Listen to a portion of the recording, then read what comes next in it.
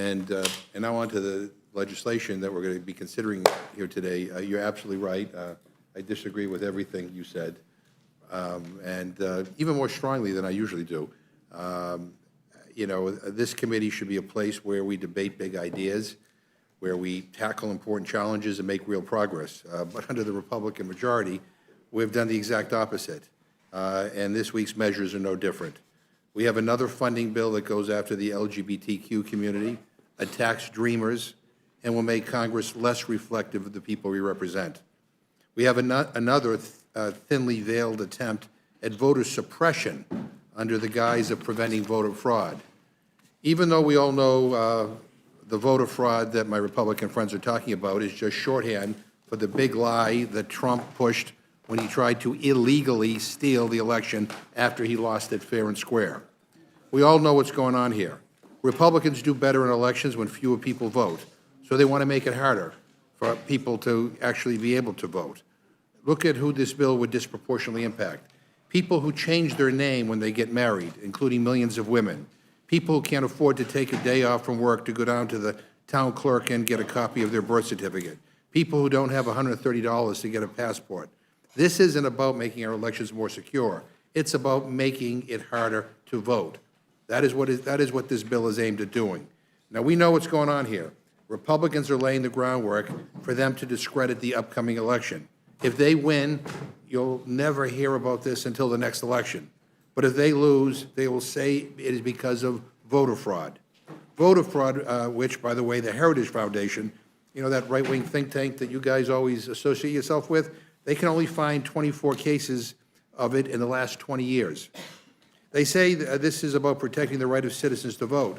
For every case of real voter fraud, they want to take away the votes of millions of actual citizens.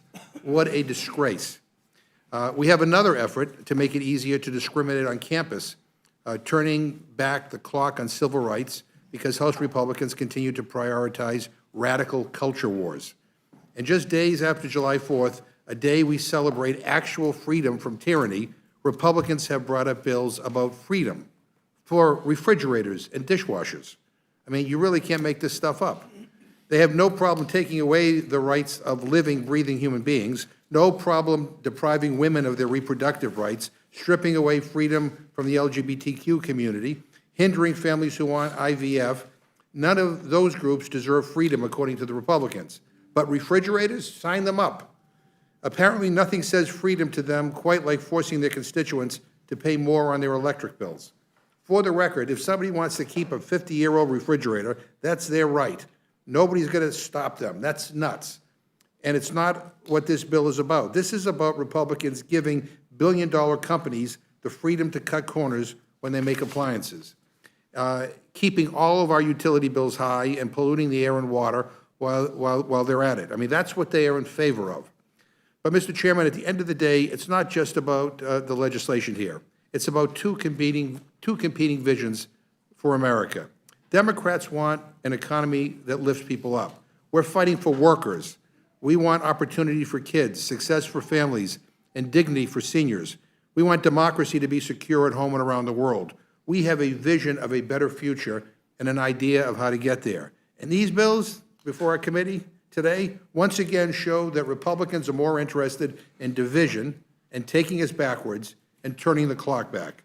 On reproductive freedom, on voting rights, on lowering prices, on holding big corporations accountable, on all these things and more, they want to drag us back. That's what their party now stands for, and that's why we're wasting time with more misguided MAGA junk instead of working together to get things done for the American people. And with that, Mr. Chairman, I yield back.